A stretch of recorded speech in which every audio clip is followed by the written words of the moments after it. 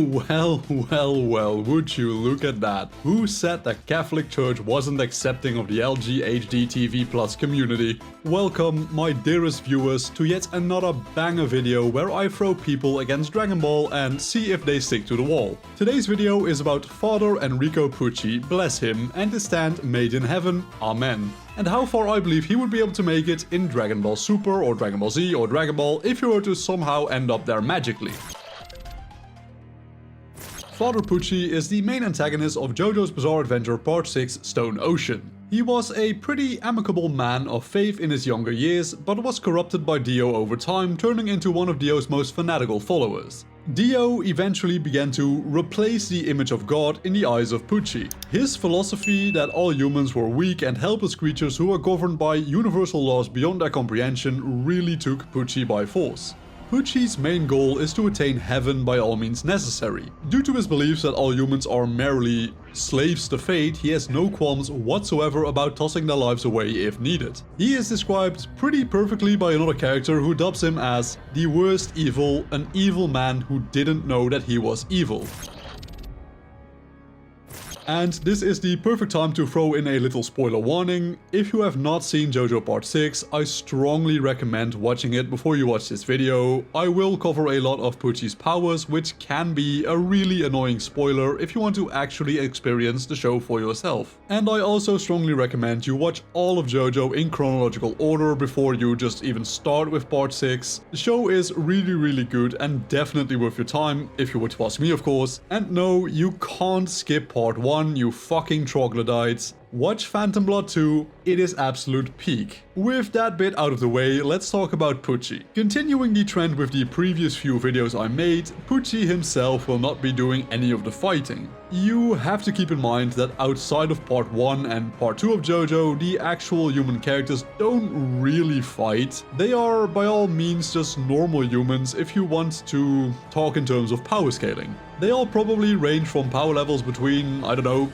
2 and 20 maybe? Obviously not real numbers, but you understand what I mean, you understand the point I'm trying to make. Pucci himself is no exception to this rule. He is by all means a well-built man who is probably on the stronger side physically among normal humans, but he is just that, a normal guy in terms of physical power. He also does not have Hamon like the protagonists of Part 1 and Part 2 have to supplement his weakness, but Pucci is by no means powerless. Just like his mentor Dio, he has his own stand, or well, stands as in plural in the case of Father Pucci. Throughout the story of Stone Ocean, Pucci obtains 3 stands through several methods. Let's start out with his first and original stand, White Snake. White Snake is a long-range stand which specializes in illusions and manipulation. What is interesting about White Snake is that even though he is controlled by Father Pucci and follows his commands to the letter, this stand possesses complete self-awareness and has a different personality from its user. In terms of abilities, White Snake is not really a combat stand. It is a long-range stand more suited for reconnaissance than actual combat. But it does have 2 distinctive powers which it uses to outdo its enemies. Its first ability is to convert people's memories and souls into discs. He can extract these discs from the targets to take away their abilities. He can take away a person's memories, rendering them in a state of complete confusion, but he can also take away their stands by printing them onto a disc and stealing it. On the other hand, Pucci can also give people stands and memories by inserting the discs into them. This opens up a very interesting method of combat where he can beat people by giving them powers. For example, he gave Foo Fighters an autonomous stand which needs water to survive, a stand of its own which continuously produces boiling water. Essentially scalding Foo Fighters at all times, basically using its own biological nature against it with a very unique stand, right? But in the context of this video, the ability to take stands is pretty irrelevant since Dragon Ball characters do not have stands. But if Pucci takes both discs from someone, they fall into a coma and will eventually die. This ability is pretty much an instant win condition against anything and pretty much anyone, but it is also not without its weaknesses, but more on that later. Throughout the story of Part 6, Pucci creates a baby with Dio by fertilizing one of Dio's bones and creating a plant baby. Yeah, it is called JoJo's Bizarre Adventure for a reason. But Pucci manages to fuse with this baby to create his new self, Pucci of the New Moon, and with a new self comes a new stand. Whitesnake has evolved into Sea Moon. Contrary to Whitesnake, Sea Moon is a hybrid stand capable of both close range and long range combat. Sea Moon fights primarily by controlling the gravity of the area surrounding Pucci. It usually causes all physical matter to be pushed away from Pucci or pulled away from him depending on how you wish to word things in terms of gravity. For example, he could invert gravity for Pucci's surroundings, causing people to fall upwards into the sky when they get near him. The radius for this ability is roughly 3 kilometers, which translates to 1.9 miles. Pucci himself is obviously excluded from this gravity phenomenon, which makes sense, because yeeting himself into space would be pretty anticlimactic for a main villain. But Sea Moon has another ability which is incredibly powerful in my opinion. He can invert the surface of anything he touches. Just watch this clip of Jolene experiencing this ability firsthand. Pun intended. Something fucked up is happening to my right hand! I've come to eliminate you for good. And lastly, Sea Moon can accelerate the time of objects that come into contact with it or get very close to Pucci. Sea Moon is not able to accurately control this power though, as it seems to trigger pretty randomly, kind of like an autonomous defense that triggers at random moments when certain conditions are met, but Pucci or Sea Moon does not know the exact conditions. But we have one more evolution to look at. Made in Heaven is the ultimate evolution of Pucci's abilities. It speeds up everything in the whole universe except for living things. This might sound a bit confusing, but let me try my best to explain this to you. Made in Heaven's ability gradually speeds up all non-living things in the universe. This means the rotation of the planet, the moving of time itself will increase in speed, whilst living beings, such as people, are stuck in the natural speed that they always had. In the beginning, this will result in someone grabbing something out of the freezer and it immediately melting.